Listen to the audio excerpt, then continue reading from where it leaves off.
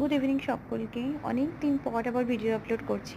তো যাই হোক, পুরী ট্রিপের পরে এটা ছিল আমাদের হানিমুন ট্রিপ। থাইল্যান্ড গেছিলাম আমরা, কোহ সামুই আর ক্র্যাবি গেছিলাম অ্যাকচুয়ালি। তো এটা পৌঁছে গেছিলাম আমরা কলকাতা এয়ারপোর্ট। আর সেদিন আমাদের ফ্লাইটটা অনেকটা ডিলে ছিল।